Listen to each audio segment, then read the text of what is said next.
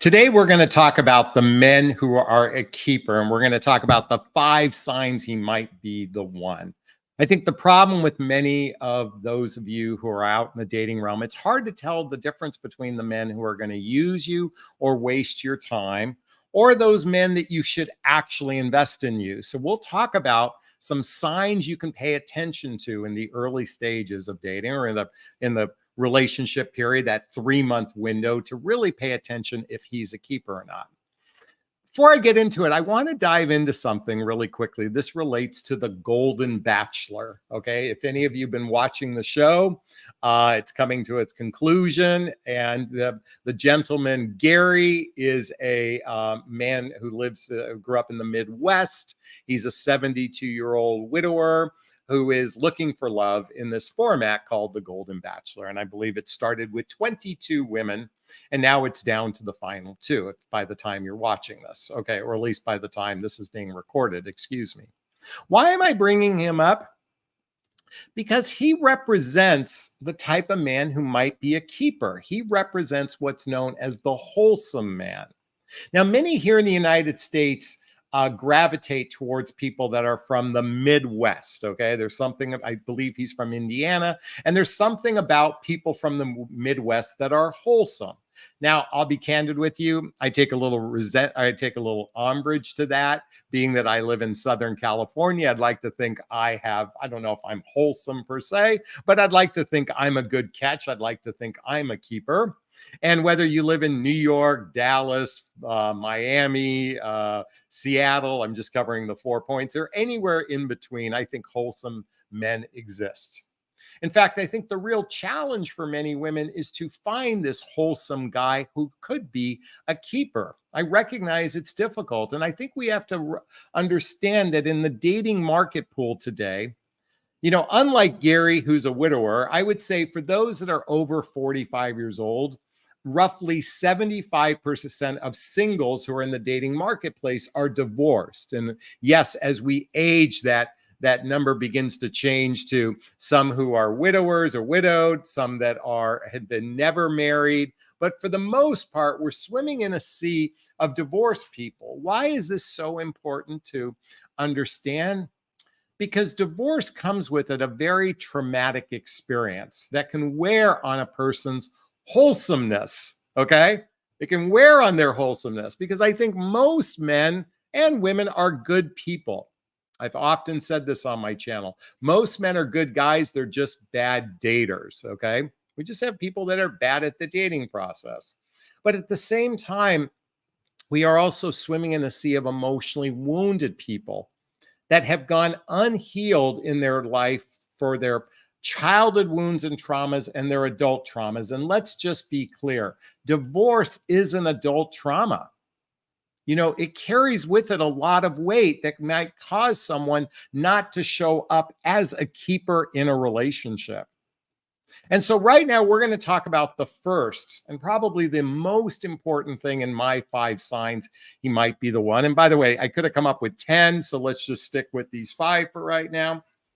But what's most important, I believe you have to ascertain, is his emotional maturity, his level of emotional maturity. Ladies, this is more, our current dating system hyper focuses on attraction and romance as the entry point,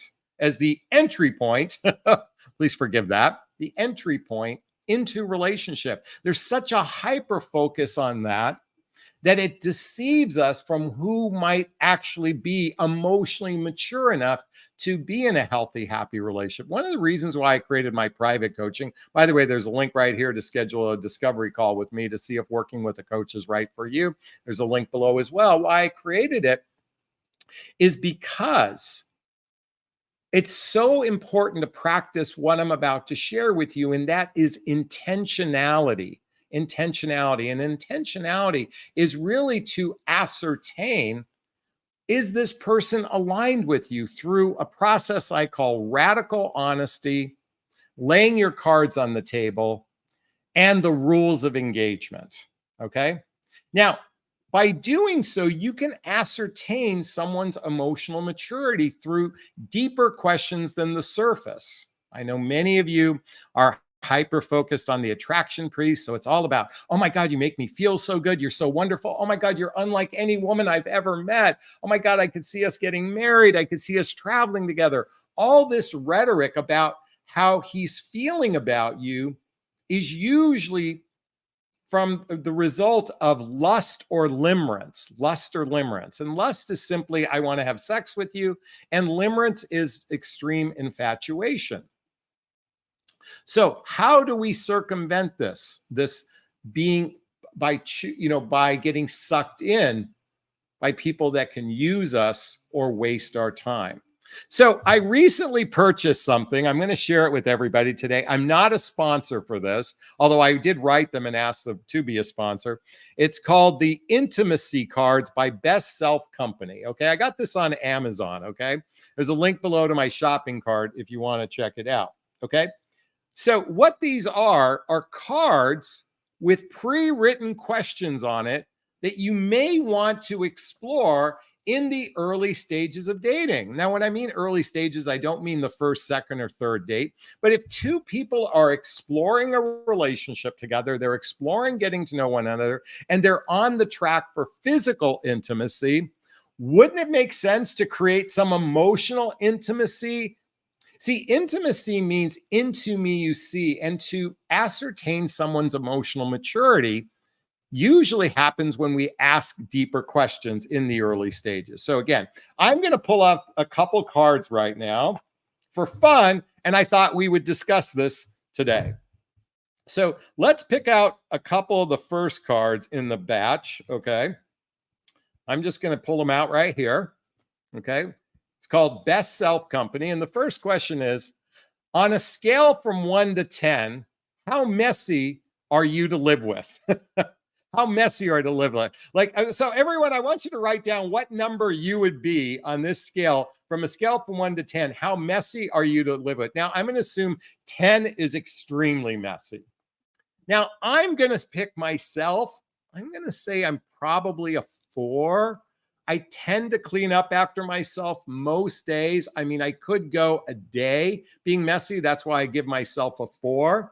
But I would say I'm fairly clean, but not 100% totally clean. I mean, I have a friend of mine that it's like, like you're in a mausoleum, when you're at his place. And certainly I do kind of prefer coasters and that sort of thing. But on a scale from 1 to 10, how messy you are. Let's look at the next couple questions just for fun. Okay, the next one is, what kind of present do you like best?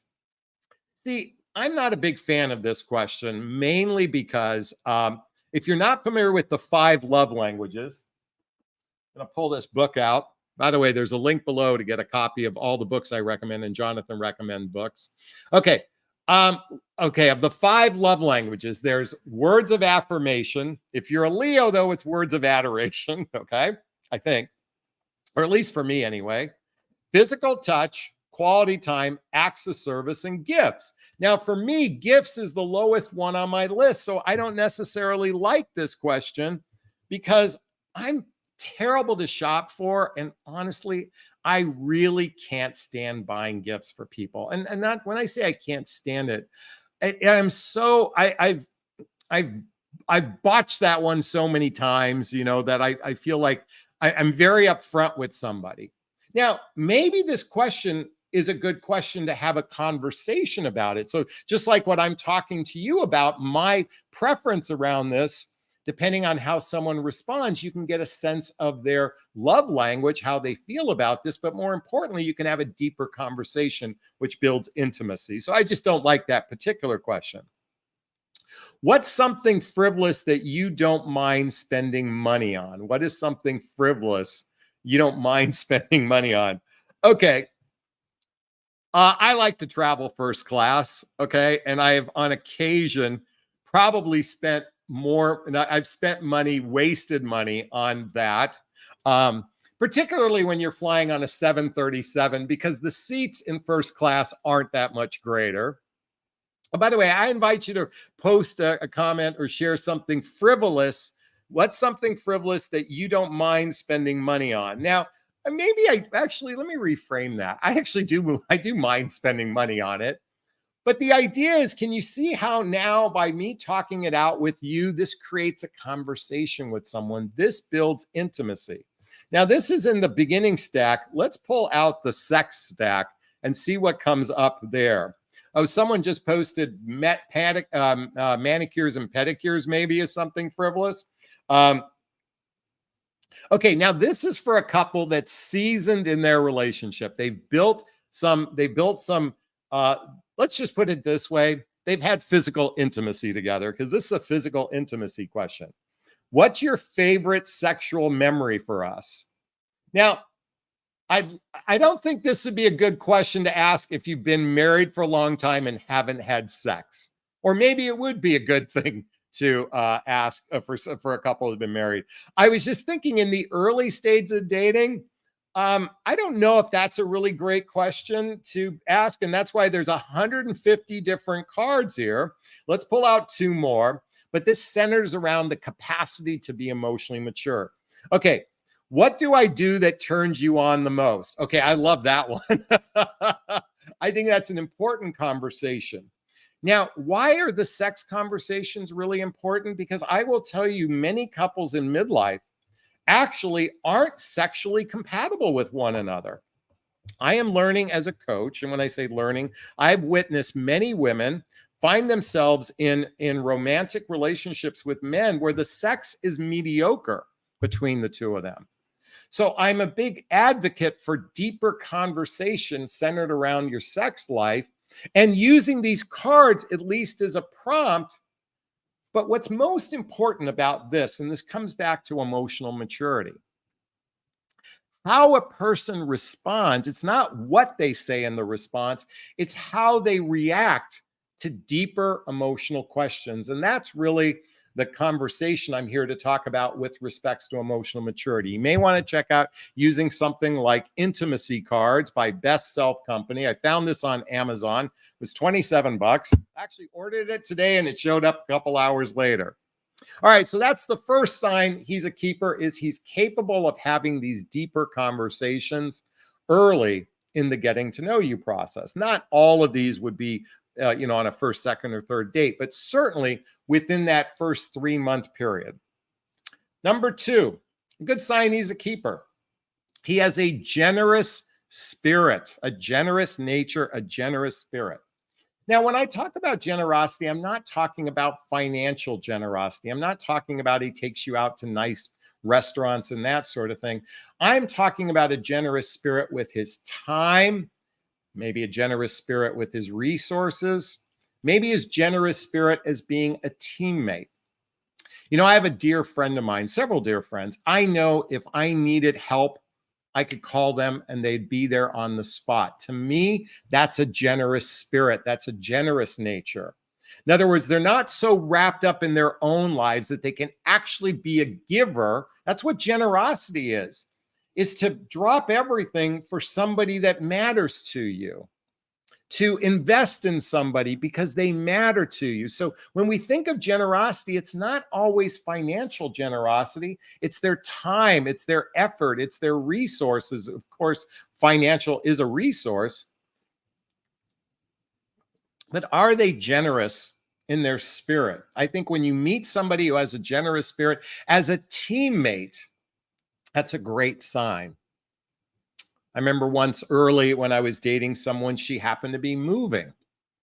And I said, hey, would you like me to help you come move some stuff? Would you like me to help you pack? That's a sign of a generous spirit. And while that relationship didn't work out, oh my God, that turned out to be a nightmare, but that's another story. Fortunately, I have a few nightmares in my baggage, if you will, my knapsack, if you will. But nonetheless, offering that and assisting is a sign of a generous spirit. That's number 2. Number 3, does he take care of himself? Now, I think this is, even though this isn't about you, it's really important to be with people who take care of themselves physically and financially and emotionally in their life. Physically, financially, mind, body, spirit, and emotions. So We're talking about, do they take care of their physical health? I think if we're at midlife, we really want some longevity, in our lives. So it's important to choose people that take care of themselves, and financially they're responsible. I'm certainly, there have been circumstances, and certainly during COVID, there's been a lot of upheaval that's happened in the world, and it might cause someone to be temporarily in a financial despair. But do they take care of themselves? And this is true for you ladies as well. Emotions. Are you regulating your emotions? It's sadly, we have a population that is so unhinged. Oh my God, can I give you an example of unhinged? And this happens to be a woman. I got an email from a dating site. By the way, I've not gone on a date with anyone. I got an email from a woman on a dating site. I read it and I didn't respond because I wasn't interested. And 2 days later, I get this response. How dare you not respond to me? I would expect something better from you. Well, it only been like 48 hours, let the body get cold a little bit. But my point is, you went unhinged in that moment. And I'm just giving you a slight example of how humans actually get unhinged, and regulating your emotions is part of mind, body, spirit, and emotion well-being. And that's what I'm really here to talk about. Okay, number 4, do you feel open to be yourself with this person? Do you feel open to be yourself? Folks, coming back to these intimacy cards, this creates conversations that allow you to get to know someone at a deeper level. And I invite you all to begin to create opportunities for deeper conversations. Most men aren't going to think of this. Guys are clueless. Guys are just in their head. They're in their head and they're in their penis, okay? When guys are in their head and their penis, they're not thinking about the heart. Ladies, you are the facilitator to a man's heart. And I invite you to use these resources as a way to connect with a man's heart. And lastly, number 5, does he appreciate you? Does he appreciate you? Even when you're not having your best day, can he appreciate you? Now, when I say you're not having your best day, I'm not talking about you're yelling, screaming, or reprimanding him. I don't mean it in that context. I just mean you're having a bad day. Is he still appreciative of you? I can tell you something. The number one complaint I've heard from men after going through a divorce, let me say number 1 complaint. This is top 5 complaint. Let me revamp that. Was they didn't feel appreciated in their relationship. But also, they most likely weren't very appreciative to their partner, because women also have this top 5 complaint, is a lack of appreciation. I think couples who don't regularly spend time in gratitude for one another and expressing this gratitude on a regular basis oftentimes are plagued with unhappy relationships, because gratitude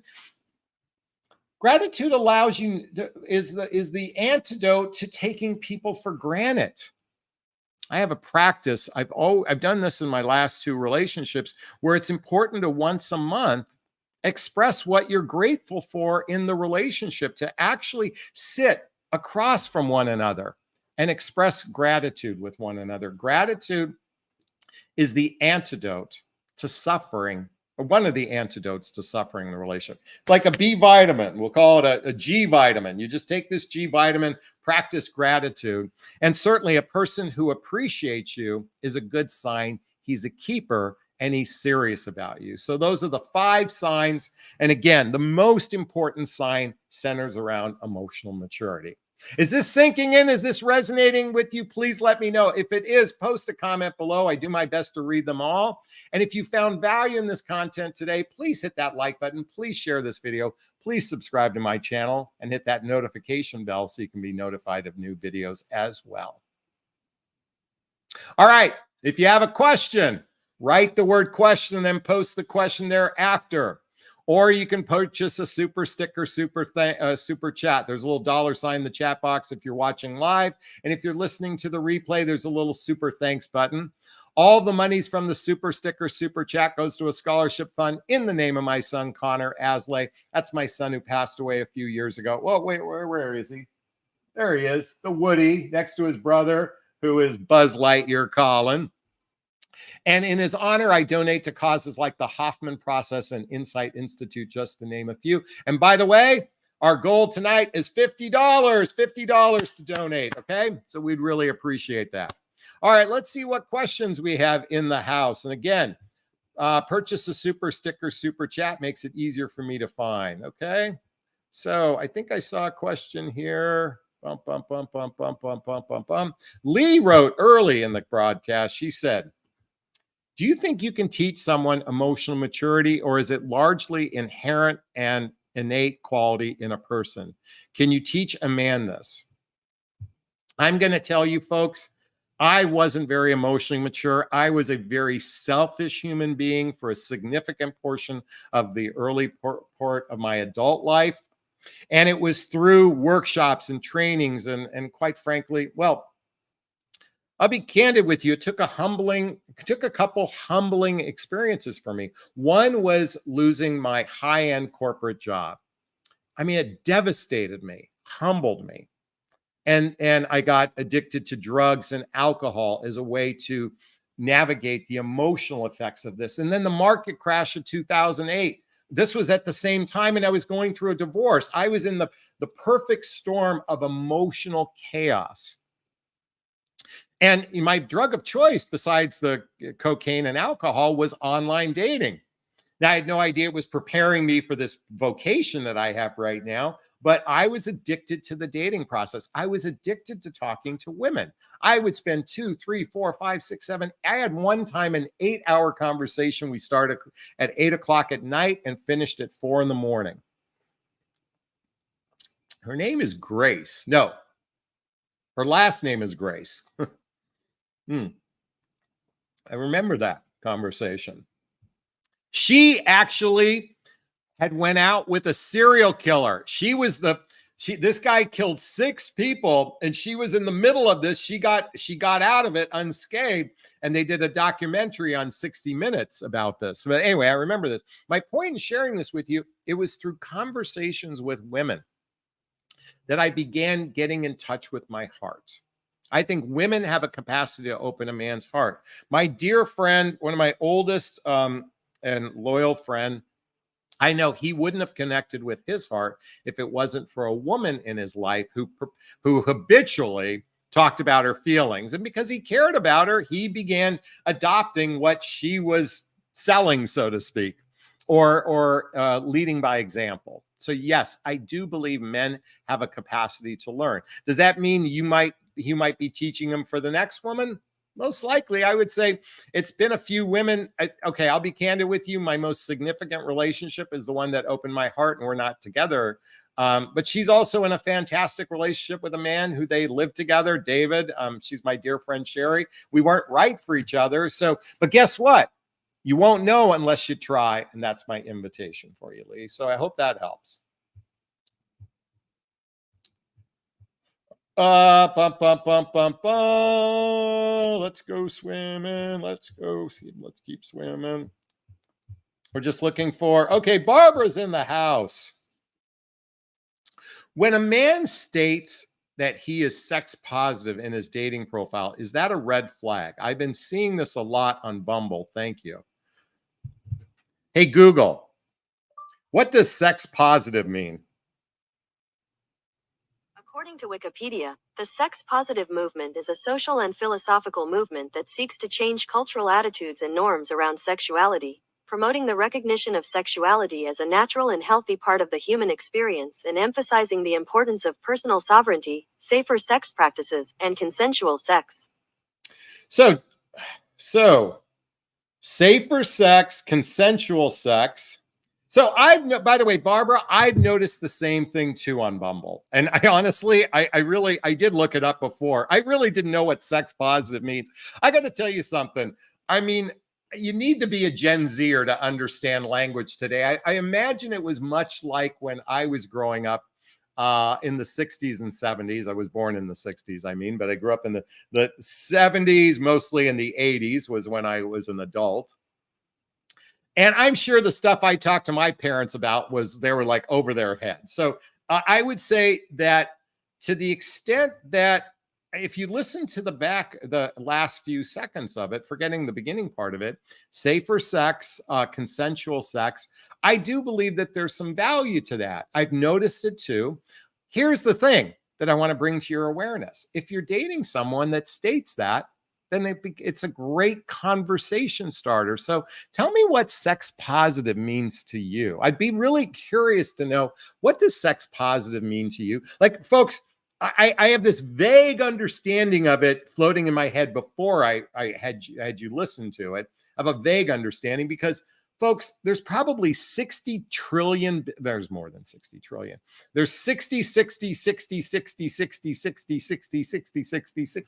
trillions bits of information out there. I just don't know it all. I honestly don't know it all. I'm a person that kind of sticks to kind of a narrow vortex, and then I teach from what I learn. So in this capacity, it's a great opportunity to start a conversation. What does that mean? Okay, so you heard what it said on Google. I'm an Android. I know you're all Siri people out there. I know everybody's an Apple. We don't talk to each other. Oh my God. I know it sucks when it comes to plugging in, using your, chargers and stuff, but how many of you are an Apple and how many of you are an Android? Raise your hand. Anyway, I think it's a good conversation starter. Lori wants to say, great information, Jonathan. I appreciate that. Even Beach Lover wanted to know what was sex positive. I hope we answered that for you. Okay, let's keep going here. Let's see. Jennifer's in the house. Honestly, I had an ex who had erectile dysfunction due to shame and childhood trauma. He was verbally abused as a kid by his mother. That sucks. Oh. And I understand you're an Apple user, and Lori is an Android user. There you go. Let's keep going. Here's a question from Bella. Are lifestyle clubs sex positive? Lifestyle clubs sex positive? I don't know. Folks, I got to be candid with you. I went on a BDSM talk show, and I'm like they asked me to come on because I'm a dating and relationship coach. I'm like, look, I'm vanilla. I am straight vanilla. I'm not, well, I guess I do a little tantra and that sort of thing. So I'm not totally vanilla, but lifestyle clubs just aren't my thing. So is that part of sex positive? I suspect it fits the definition. I hope we don't spend the entire time talking about sex positive here. But anyway, that would be a good thing to ask somebody who is in a lifestyle club. Okay, Marie Collins says sex sounds like sex positive is sex without a relationship. That's what I originally thought. Is that masturbation or not? Okay, folks, we're going to need some good new questions. Otherwise, we're going to have a short conversation tonight. So Sovereign Angel says, I too was caught in the perfect storm of physical and financial chaos, all out of my control, hit me out of nowhere and turned my life upside down. I had a good life being single before it happened. Folks, I think it's really important to recognize that a significant percentage of people have been through emotional and or physical turmoil in their life. Many of you have experienced, particularly in your childhood, you might have had an abusive parent or parents. You might have had alcoholic parents. You might have had parents that were not very present in your life. All of this, and by the way, this is true of men and women alike. And I think the emotional ramifications of our upbringing, along with financial concerns as we age as adults, can create a significant challenge for us to establish a wonderful life. You know, folks, I went through a period. Remember, I told you about losing my corporate job, getting wiped out financially, going through a divorce. I found myself in a period where I went to bed wishing I didn't wake up. And I had two small, look at, where's my picture? Two small children at the time. They were just a little bit older than in that picture. And I'm sharing this because I'm sure many of you can relate, or you've been with a man that you can relate to this. So I'm going to tell you, I was in the pit of despair for probably 5 solid years of real, borderline depression, if not true depression. I didn't see a counselor or anyone for that. I was given medication by a doctor, and I think it was Lexapro, and I almost wanted to commit suicide. I took it for 3 weeks, and I said, no, I'm not going to do this anymore. And so I recognized that the way out of the pit of despair was through personal development, self-help, and spiritual work. The movie The Secret came out around this time. And I remember just gravitating towards it. And then I had been given a book. Where is a copy of this book? Oh, well, this isn't the book. I've got it. Okay. Does anyone know Louise Hay? She wrote a book called You Can Heal Your Life. I don't know where my copy is. It's not up there, but this is the workbook. Love yourself, heal your life. You can heal your life. And I remember began reading that book. By the way, if anyone can relate to this, please let me know, post a comment. And I began a journey of personal development. Started with the movie The Secret, and it was all law of attraction. I began listening to Abraham Hicks. Does anyone know Abraham Hicks? Write it down. And I, by the way, listening to Abraham Hicks is trying to read hieroglyphics. At first, it made no sense to me whatsoever. It was like this, wah, wah, wah, wah, wah, wah. Like that's what it felt like. And then I realized what she was saying. And by the way, have you noticed that she repeats herself, for those of you who follow her, over and over and over and over and over and over and over and over and over and over and over again? Well, have you ever wondered why I repeat myself? I have the same narrative in almost every video. It's the same narrative over and over and over and over and over and over and over again. Because one of the things for us humans to learn, repetition is an important part of the equation. Now, I'm going to add something to that. If you really want to get good at something, repeat it over and over again, but do what I do. I teach this. I teach this so I can get better at it for myself. I'm in this perfect storm. I'm in this emotional pit of despair. I was looking into the abyss and I didn't see anything. That's how bad it was. And it was through personal development, self-help, and spiritual work that I began digging myself out of the pit of despair. Why does this relate to dating, mating, or relating? Because if you want to be in a healthy, happy relationship, it's imperative that you find the healthy, happy part in you that will shine. Ladies, I want to share something with you. The most attractive quality you can have,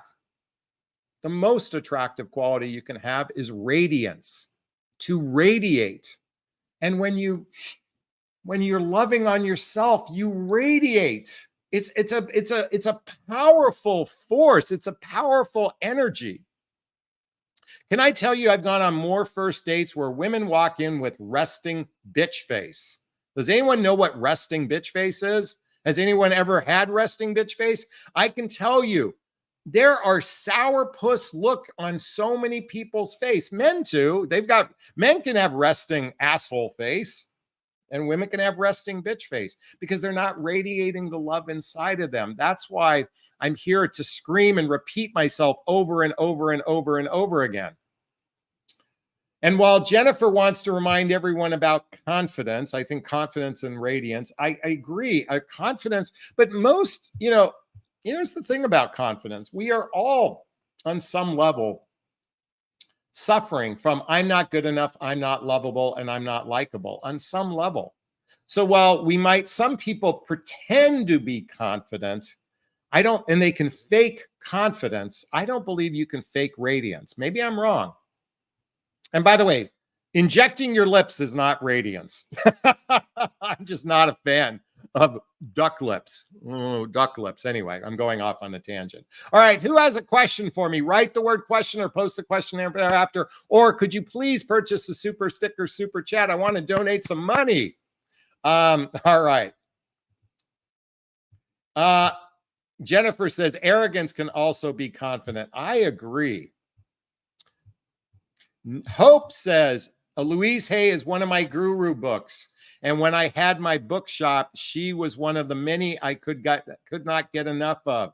Yeah, she was she was the first one of this was the first book for me. You Can Heal Your Life. One of my favorite books since then, folks. If you want to change your life, read The Untethered Soul by Michael Singer. This is a game changer. This is like my Bible. Okay, I want to say something about reading this book, okay? By the way, there's a link below in Jonathan Recommend Books, okay? Only read one chapter at any sitting. This is way too deep. This is way too deep. It's 19 chapters. It'll take you 19 days to finish it. And quite frankly, you might only be capable of reading half a chapter. It's that deep, okay? It's like being in the Marianas Trenches. But I highly recommend that book. All right. Let's keep going here. Do you have a question for me? All right, let's get off the sex positive conversation. Cupcake Betty says, I gravitated towards The Secret as well. Yeah, I love that movie. Cupcake also wants to remind everyone, radiance. I agree. Please extrapolate on radiance because this is a vital personal strength. You know, I don't even know how to quantify it. I wouldn't even know how to extrapolate it. I just know it when I see it. There's just something. I got to tell you something. On the dating apps, okay, let's just for fun. I'm going to give you I'm going to do some swiping right now. Is she radiating?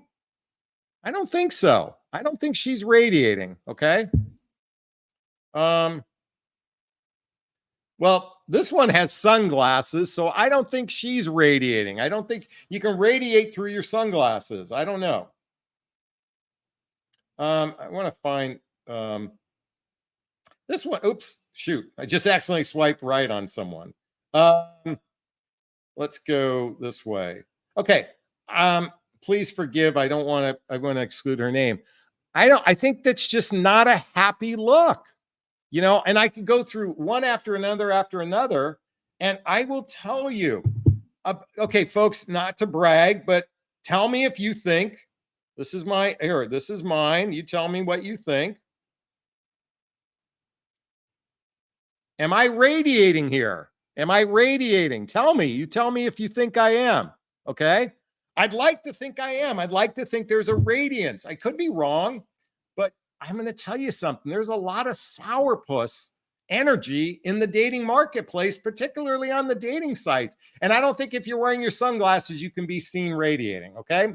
All right. Who wants to disagree with me? Let's see if we're going to get negative comments now. Barbara says you radiate. Okay. Thank you. Cynthia wants to say gratitude, self-love, and peace, radiance. Exactly. Hope asked me, have you read the book, The Road Less Traveled? No, I have not. I've heard of the book. I haven't read it. Folks, I was going to say, this is just a partial list of books that I have. I skim through it professionally. I've got so many on my desk that I'm still trying to read and get through. And when I say I skim through them, I go through the meat of it. But sometimes I don't go through them cover to cover. I have some core books I always recommend in my videos. But anyway, all right, let's keep going. Do you have a question for me? Cupcake says, Jonathan, that picture of you is fantastic. Great smile. Thank you. Jennifer says, I went out on a date with a guy with sunglasses and his arms folded across his chest. He exuded anger on our date. Well, that sucks. That sucks. Okay, Tanya says, I think sunglasses can be a form of hiding. I got to tell you, it really pisses me off when I see by the way, okay, on Bumble, Hinge, any of these apps, swipe apps, you have 6 photographs. Okay, that's it. It's allowed to put in 6. I can't tell you how many of them. 6 of them are wearing sunglasses. 3 of them out of the 6 are the plate of sushi you ate the night before. 3 of your photographs are your dog. I mean, this is real estate. This is real estate. You should be putting, okay, so here, let's go through Jonathan's Bumble. Okay. Okay, you saw the first photo. It was that one. Okay, let's go to the next one. This is prime real estate. Okay, here's the next one. I'd like to think I've got a happy look on my face. Okay. All right, let's go to the next one. This is at my pad. Another one. I'd hope I'm happy. Oh, here's one, folks. The books I read. That's one of, now okay. Obviously it's not, I'll put it back up again. Books I read. Okay. And you can see my book is in the middle. Now, this isn't a picture of me, but it tells a story. Somebody looks at this and says, Calling in the One, Hoffman Process, Nonviolent Communication, 8 Dates, Getting the Love You Want, Attached, Untethered Soul. What the heck is self-love anyway? Where's that book? My book, What the Heck is Self-Love Anyway? Journey of Personal Development, Self-Help, Spiritual Work. Link below to get a copy of the book. 5 Love Languages, the 4 Agreements, the Buddha Dated, Return to Love, Daring Greatly by Brene Brown, Shut Up, Stop Whining, Get a Life, and The Mastery of Love. By the way, one of my favorite books, folks. Shut Up, Stop Whining, and Get a Life by Larry Winget. I read this 17 years ago, and I read it from cover to cover. I couldn't put it down. We've got such a whiny fucking victim consciousness mentality here in the United States. I mean, people are just suckling on the nipple of victim consciousness. Folks, you only have yourself to blame if all you do is whine and complain. Oh, I just made a rhyme. You only have, someone write this down for me. You only have yourself to blame if all you do is whine and complain.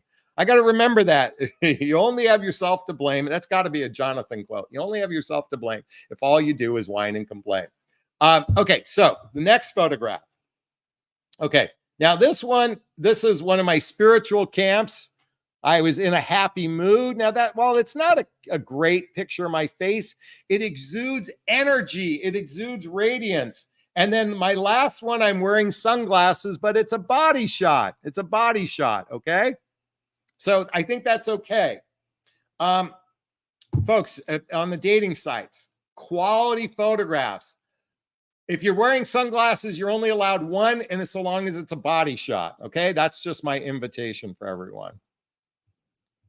What does everybody think of what I just said? Here's my quote. You only have yourself to blame if all you do is whine and complain. I just love that I made that up. Hope says, what would you say that your society, what you say that your society overthinks everything? You know what? I'm a fan of processing things. I'm not a fan of over processing things, but I do believe there's value in processing your thoughts and your feelings. Analyzing to me is oftentimes to rationalize our choices. But I certainly like to assess and ascertain things, but not at nauseum. Okay. Anyways, that's just a perception I have. Okay, that's funny, Jennifer. The book's author's wearing sunglasses.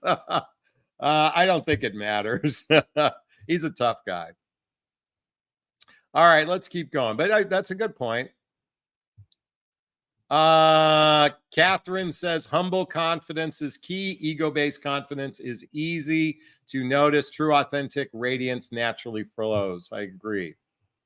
All right, let's go. Sovereign Angel's back in the house with a question. I have not dated in 7 years, but have had many married men that I know come after me. They act dirty. It disgusts me. Why are these men who I've known for many years doing this? Is it possible? I'm just speculating here. Is it possible you're putting out an energy that might suggest you might, is it possible you could be inviting in? Or that's one possibility. Or the other possibility is, since you haven't gone on a date, and if you're surrounded by married men, we have a lot of married men that are not happy in their marriages and they seek to get sexual gratification elsewhere. We have a significant population of unhappy married people. I would venture, that 50% of marriages end in divorce. The other 50% that are still married, I would bet 75% of them are miserable in their marriages. I mean, it's a sad state of affairs. So either A, you're putting out an energy, and I'm not suggesting that is it. I'm just saying that's a possibility. Or B, because you're surrounded by unhappily married men, they are just taking advantage of whoever's in their vortex, if you will. That could be a possibility as well. But I'm sorry you're experiencing that, and I'm sending you a big, gigantic Jonathan Bear hug. Blessed is in the house. He invited me bowling. Inside, he says, "You pay this time," then went away and ordered a drink without asking, only asked for the card after. He's a millionaire. I'm not. When I asked him out, I pay.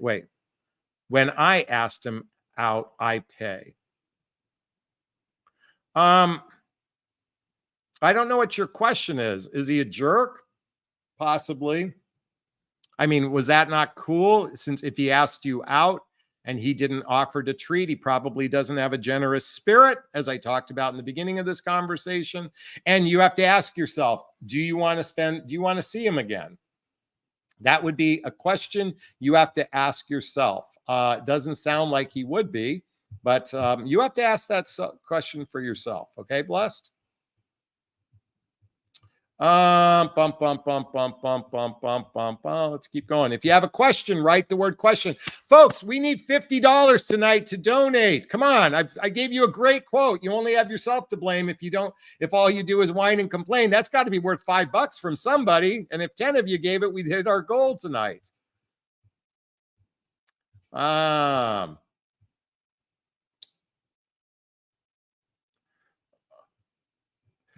Annabelle says, why would a woman pay? Heck no.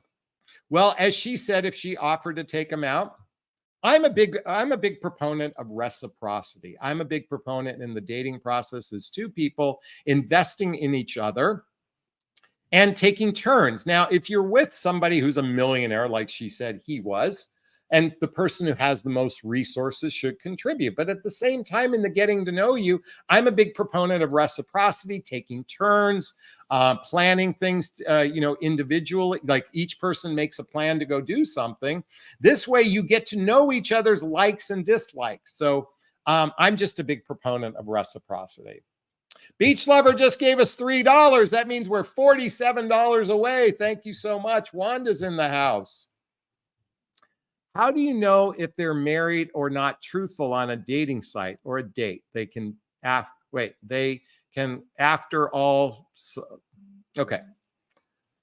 You can't. I mean, unless you do a background check on a person. I mean, unless you do some investigatory, looking at their social media footprint. I got to tell you, before social media, it was a lot harder. But I will tell you, it's very difficult to know who's married or not, because if they don't wear their ring, usually they're secretive. They only call you at weird, strange hours. Now, that's not texting. I'm talking about calling. They never invite you to their home. That's a great sign. Folks, I'm a big proponent. Before the penis goes inside the vagina, you should visit each other's homes to see where the person lives. Okay? You got to see their home. Before you give your heart to someone, he should see your home and you should see his home. That's my invitation for everyone. Okay. Rosemary says, I'm looking for a godly man. Okay. Then I highly recommend go to churches to find that person. That's your best bet to meet that type of person. And Beach Lover wants to confirm at church. Okay. Hey, Blessed has given us a $10 super sticker. So that means we have $13. We're $37 away from our goal. Thank you so much. Wanda says, thank you. Sherry just posted. Wanda, I ask men this. Is there something that thinks that, okay, this is something I learned from Ariel Ford. Is there someone that thinks they are in a relationship with you? Do you have a wife, a separated wife, a girlfriend? Agree they are secretive. Yeah, I should have mentioned this, but you can point blank ask the question, are you married? Okay. A really good liar knows how to lie and get around that. A guy that's a newbie at this kind of thing, liar, probably isn't. By the way, I want to thank Barbara for the $5 super sticker. You have to pay attention. Folks, I mean, to some degree, we do have to become detectives. It's in our best interest to learn how to read people. This is why I recommend book after book after book after book for everyone. Because you have to become your own detective and matchmaker, okay? So does anyone believe they're in a relationship with you, or does anyone believe they're married to you right now?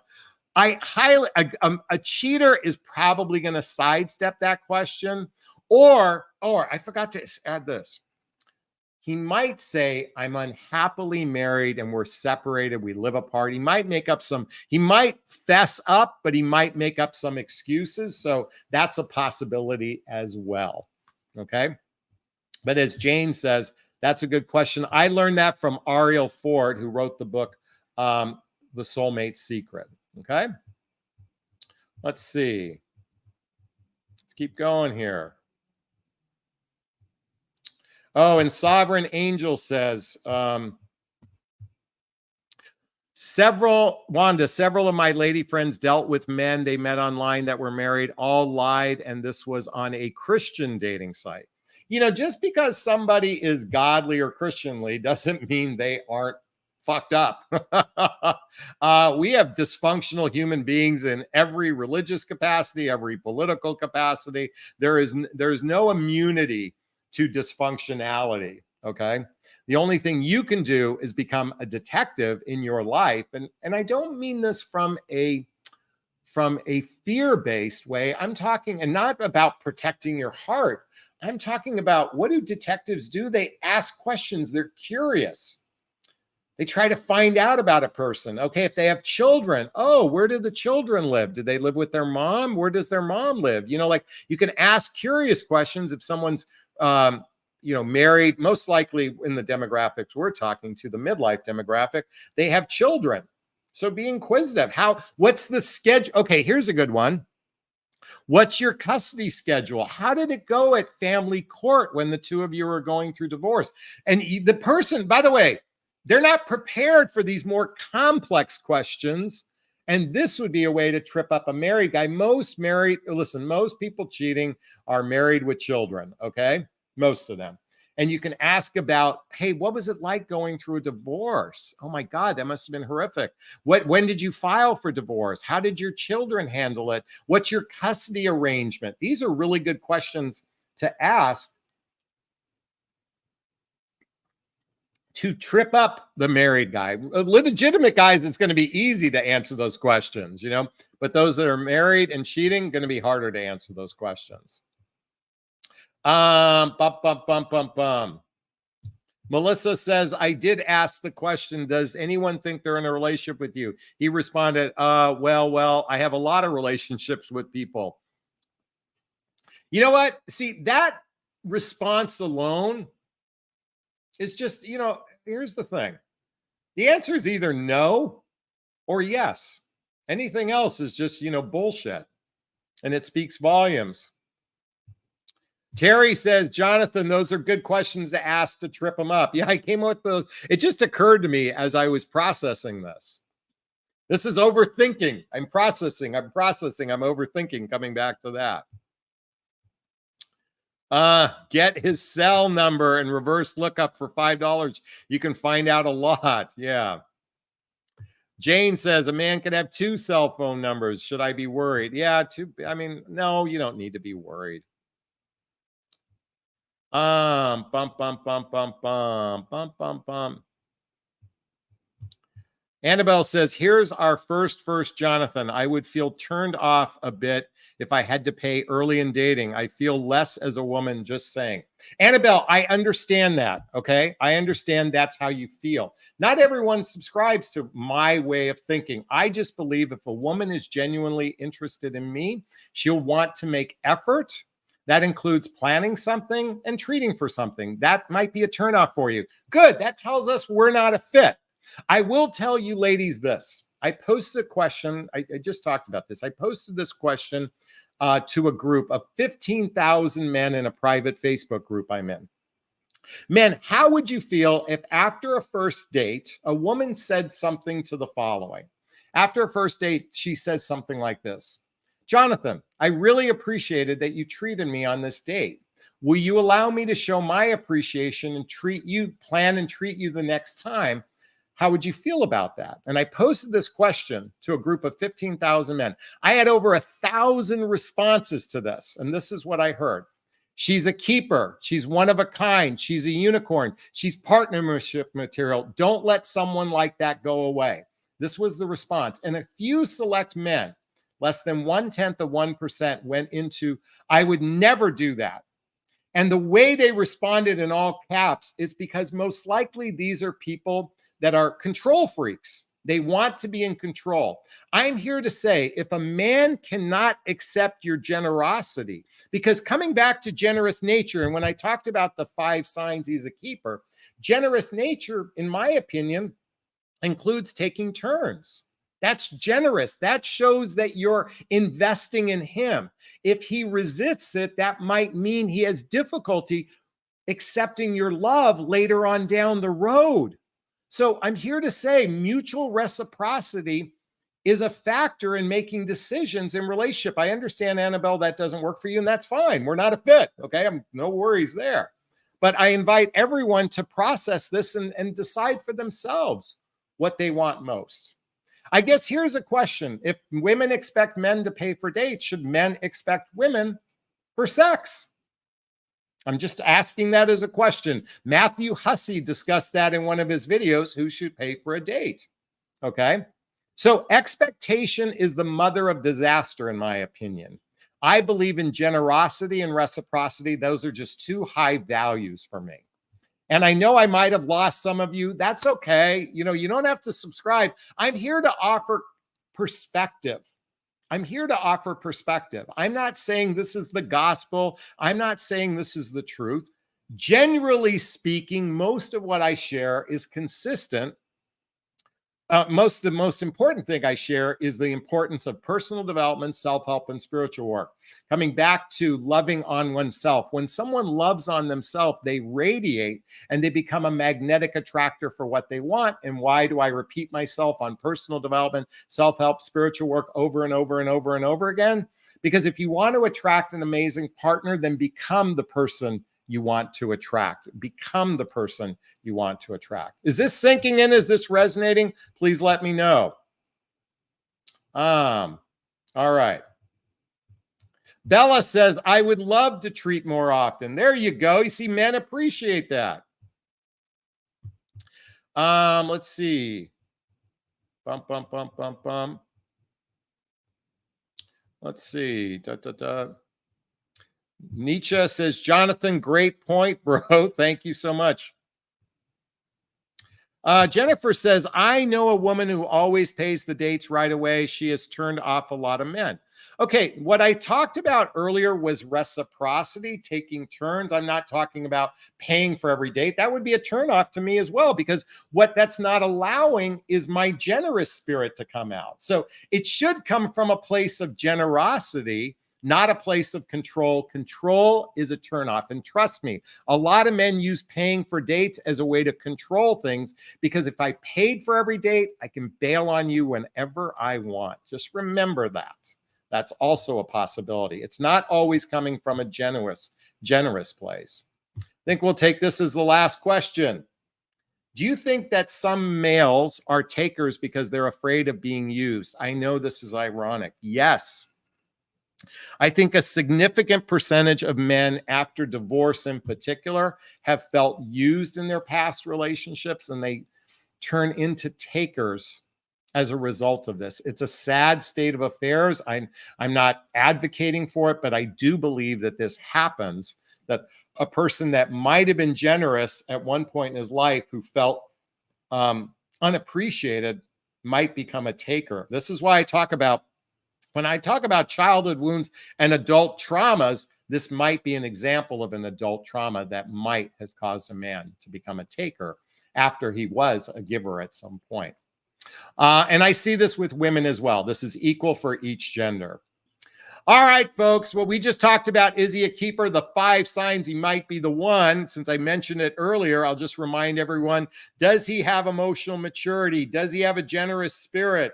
Does he take care of himself? Do you feel like you can be open to him?